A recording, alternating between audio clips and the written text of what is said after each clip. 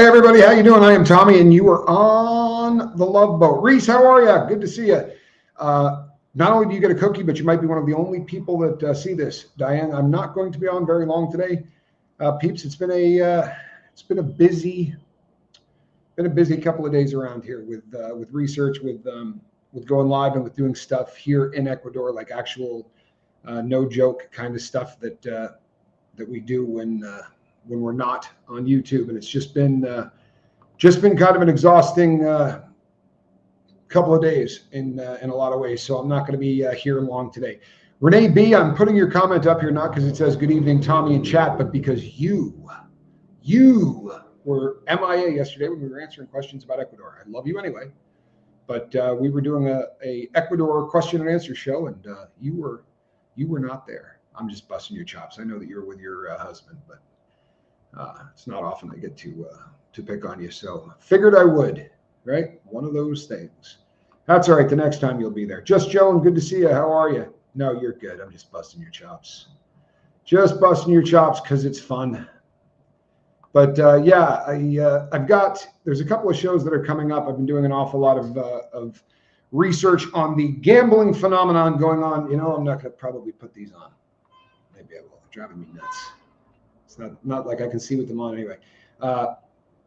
Joanne Holly, good to see you. Renee B, Sandy Wendy, Diane, Kristen Melinda, there you are. How are you? Glad you're here. It's been a rough couple of days. I got some research coming out on the new epidemic in the United States, which is gambling, but it's going to be a good long show. The statistics are terrifying. The number of people in America who are gambling and the amount of money that most of these gamblers are in debt is enough to honestly make you sick. And there are a lot of parallels between this and the opioid addiction. It's going to be a subject that I'm going to be talking about a lot. So this is one that's coming up. I've also been researching some stuff for a show I'm going to be doing over on Cults and Crims, where we're talking about Aleister Crowley, as well as Jack Parsons and their individual and joint relationships with Lafayette Ron Hubbard, who you all may know as Baked Beans Grill, the dude, the meth head that started the cult of Scientology. I promise you the guy did a lot of meth. But we're going to be talking about that over on Cults and Crims, but I've been doing an awful lot of research on that. And to be really honest with you, man, I'm exhausted emotionally and physically, and I'm worn out. I'm worn out. Hola! ¿Cómo está? So I'm probably going to keep this one short, but I didn't want to, when I don't do a show, people tend to start thinking that I've absconded and I'm not going to be found, and people get to be kind of bummed out about it. So I wanted to make sure that I was going on there. His name was Lafayette. Yeah, L. Ron Hubbard. And by all accounts, if my if we're just keeping it real, if my first name was Lafayette, I might go by L. Ron too. You know what I mean? It's kind of a tough handle. But yeah, he was Lafayette Ron Hubbard. Online gambling is extending to teens. It absolutely is. In fact, one of the fastest growing parts of, yes, I will be with my Ecuadorian girlfriend. Busted with my current girlfriend in the chat. That's always a bummer. Yeah, the teen part of it is the fastest growing segment of online gambling. 2018, they passed a law making online gambling legal. And 37 states jumped on it. And they jumped on it for logical reasons, right? This is going to crank up a lot of revenue, because if you're gambling even online, you're doing it in the state, they're taxing the crap out of that. We're talking about billions and billions of dollars. But with every single one of those people, $27,000 in debt, and a 15 times higher suicide rate among people who are gambling online. Kind of a tough thing, right? It's kind of ugly. So I'm going to be doing a show on that coming up soon. There's also some true crime stuff that we're going to be going over. There are some developments that have happened with Diddy. But here's a shout out to because there was a person in the chat that was beating me up that said, Diddy's team came out and denied anything about the drinking allegations. That's not the truth. What they said was the allegations about him being written up for drinking were exaggerated. If I was talking to Reese and she said, I think you've been cheating on me with 5 different women. And I said, well, that's kind of exaggerated. I'm not saying I didn't cheat, right? I'm saying maybe it was 1 or 2, like my Ecuadorian girlfriend. But in the same way, Diddy's crew didn't say, his legal team didn't say that, categorically didn't happen. He's not in any trouble at all, whatever. That's not how it went down. Well, you probably would have known it if it was really going on, Reese. But When I found out about what this addiction was, I never felt worse. Joanne Holly, have one of those fancy juice drinks on me. Are you talking about the one with the 700 pounds of sugar in it? I'll be honest, those are a little scary. They really are. They're a little scary. Giving an acceptable truth. There you go. It's the online gambling thing. The co-addiction of people that do online gambling is also somewhat terrifying. Susie Hughes, thank you so much. That's a kind thing to say. There's a lot of crossover. A huge percentage of people who do online gambling are addicted to either alcohol or another substance, somewhere in the 30% range. That may not sound high, but what it means is that they're already an addict. Now they're a double addict. And the parallels between online gambling and what gambling does, especially sports gambling. If you've ever had the misfortune of betting on sports, as you get closer to the end of the game, the gamblers will call it sweating it in. You're sweating in the game, right? So you're seeing whether or not you're going to hit. And it gives you the same kind of rush that opioids do. It works on the same part of the brain.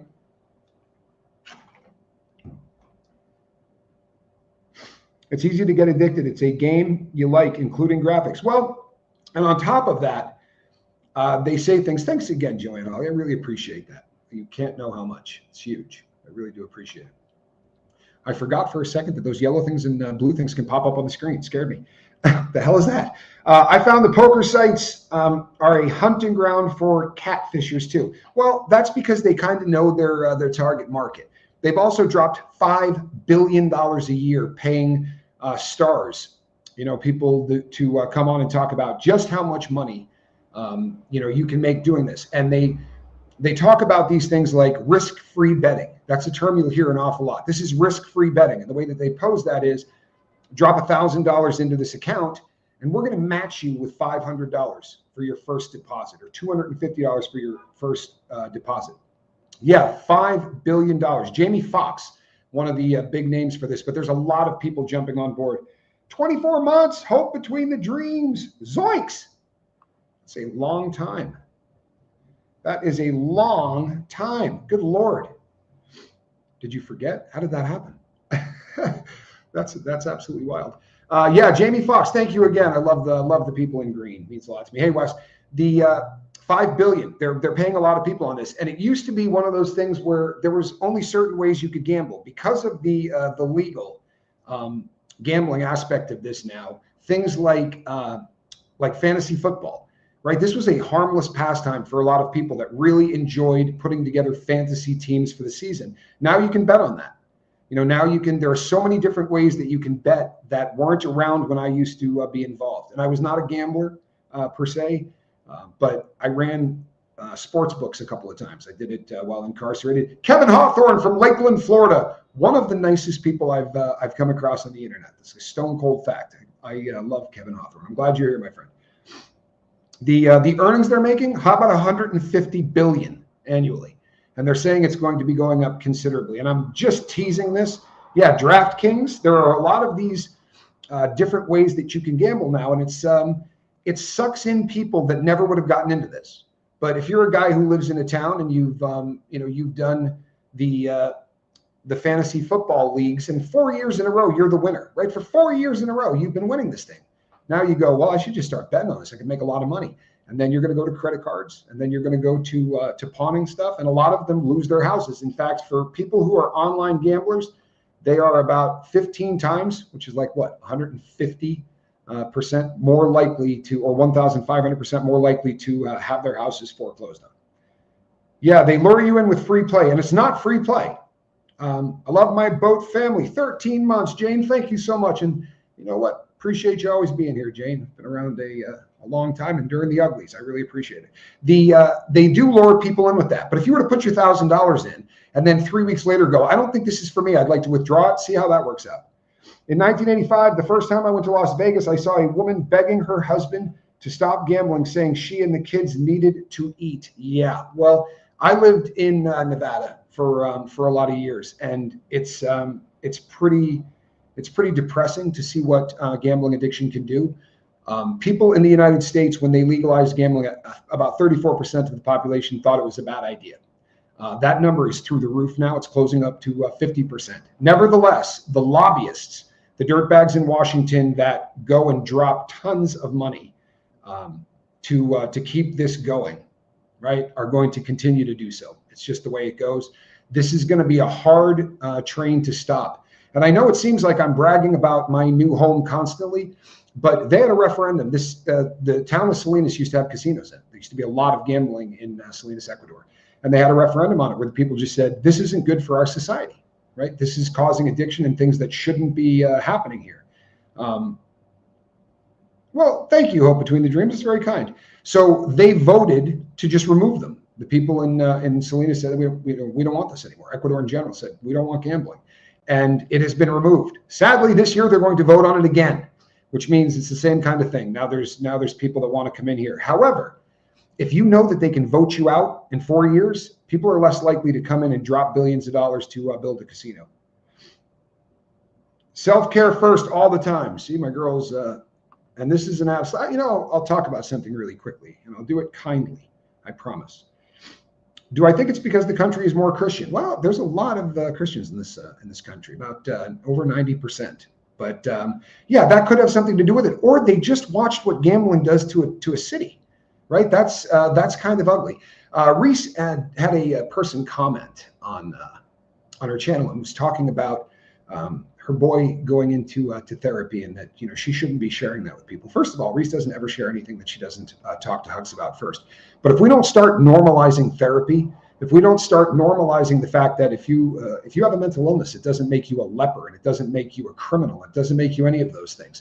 It just means that you're part of a huge part of the population, especially in the United States. And therapy heals, right? It is an absolutely beautiful way to live your best life.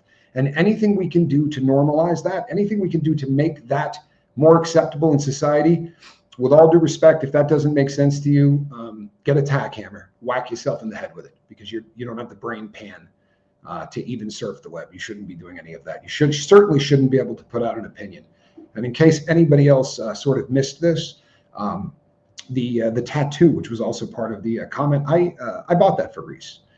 She's planning to come to Ecuador, and she had a tattoo artist that had already done something on her, and they had talked about the pattern, and she just said, it's not something I can afford.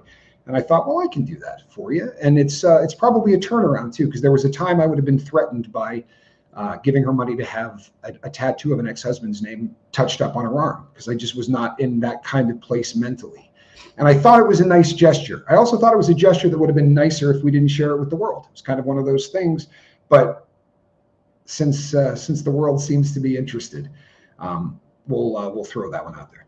Should not take gambling away completely. There are plenty of responsible adults that enjoy gambling and their money responsibly. Absolutely, there are. 100% there are. So there are other solutions. How about if we just did something logical, like we said, we're going to put a cap on how much money you can lose annually. Like, all people should be tracked. And if you lose this much money, and they could link it to what your income is.